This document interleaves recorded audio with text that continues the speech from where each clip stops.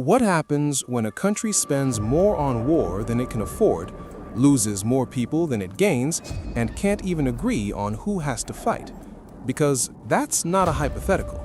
That's Israel, right now. And I'm not talking about rockets. I'm not talking about missiles from Iran or drones from Yemen. I'm talking about something slower, something messier, something happening inside, a country pulling itself apart from the seams. Today, we're going to follow the data, and the data tells a story that almost nobody is telling.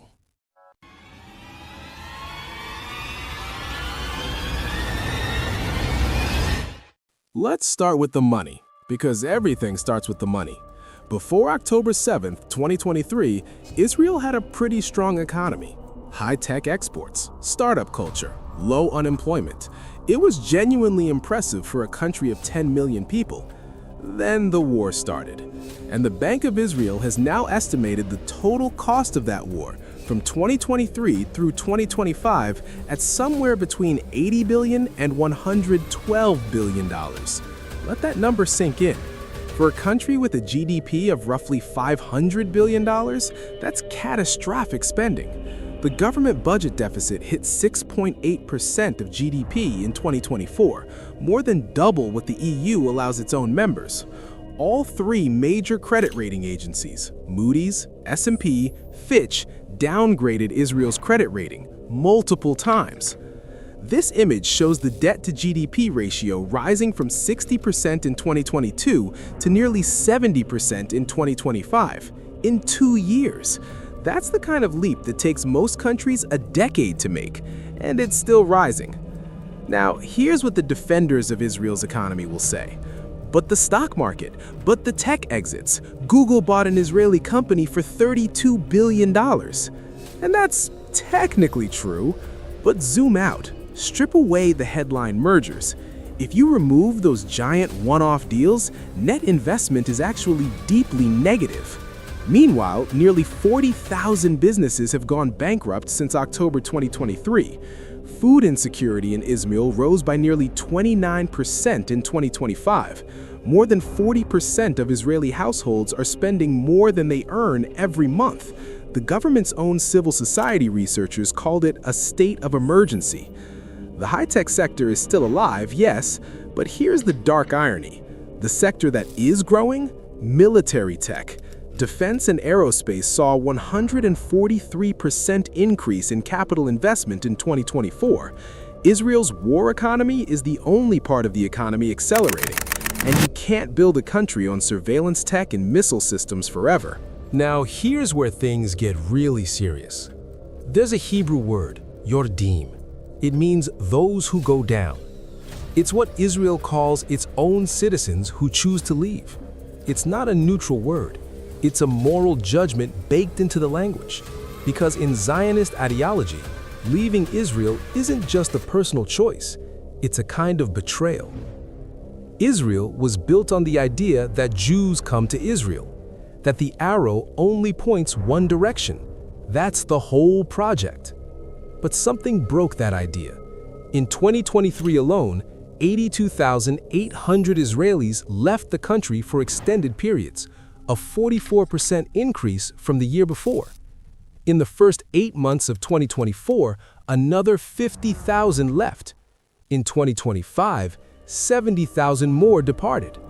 Only 19,000 returned.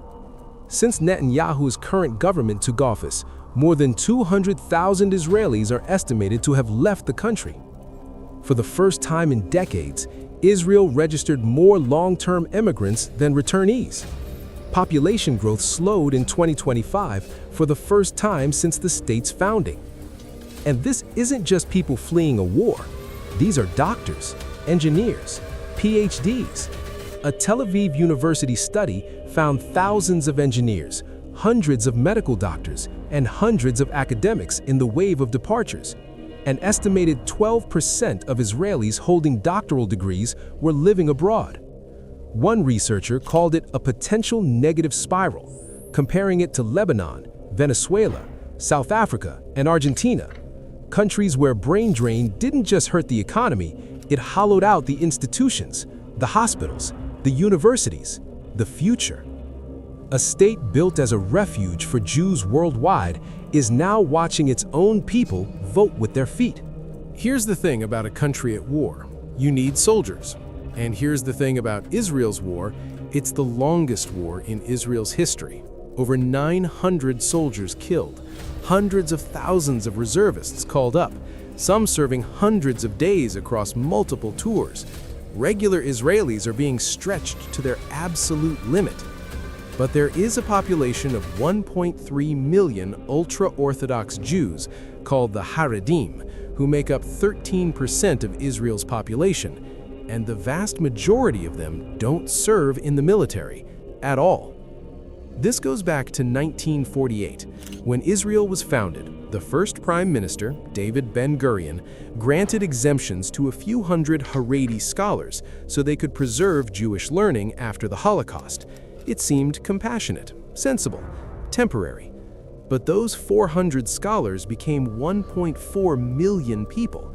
The exemption expanded with the Haredi birth rate, which is extraordinarily among the highest in the world, at around 6% per year. Researchers estimate that within a few decades, a majority of Jewish school-age children in Israel will be Haredi. In June 2024, Israel's Supreme Court finally ruled the exemptions are illegal. The Haredim must be drafted. What happened next? Between July 2024 and March 2025, just 2% of the 10,000 Haredi men who received draft notices actually showed up. Haredi rabbis told their people, "Don't go."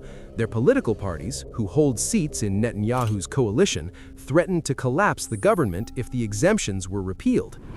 In October 2025, 200,000 ultra-Orthodox Jews blocked the entrance to Jerusalem in protest against the draft. The city ground to a halt. Think about what this means in practice.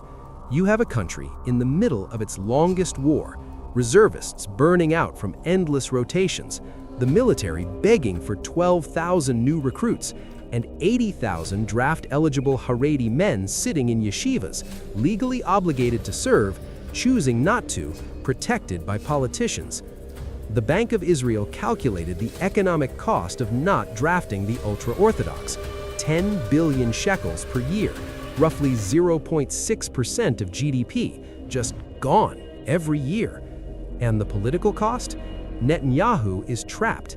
He needs the Haredi parties to stay in power, but the rest of Israel, secular, modern Orthodox, left, right, it doesn't matter, 70% of Jewish Israelis oppose the blanket exemption. It's one of the only things that unites a deeply divided society.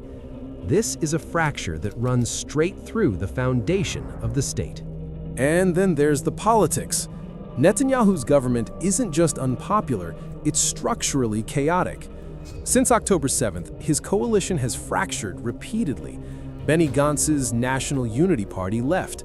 The defense minister was fired, reportedly because he refused to push Haredi exemption legislation. The Attorney General and head of the Shin Bet Internal Security Service have both faced removal attempts. The government reopened the national budget 3 times in 2024 just to cover war costs. The approved 2025 budget was described by the Bank of Israel as an economic failure, a political document that didn't match the economic reality. And the judicial crisis? It never went away. The Netanyahu government's attempt to strip the Supreme Court of its powers, the very thing that triggered mass protests before October 7th, is back on the table. Thousands are back in the streets. Now, look. Israel has survived things that should have ended it. Multiple wars, terrorism, economic shocks. It has real military power. It has real allies, especially the United States. Its tech sector is genuinely remarkable. The people who remain are resilient. So I want to be precise about what I'm actually saying. I'm not saying Israel will disappear tomorrow. I'm saying the internal pressures building inside Israel right now are unlike anything the country has faced before, and they are self-generated, not from outside, from within. The emigration wave is structural. The demographic Haredi time bomb is structural. The fiscal spiral from endless war spending is structural. The political polarization between secular and religious, between those who serve and those who don't, between those who stay and those who leave is structural. A country where 40% of households can't cover their monthly expenses, where 200,000 people have left since this government took office, where the Supreme Court and the executive are in open conflict, where the army literally cannot get its own citizens to answer draft notices. That country is not at peace with itself.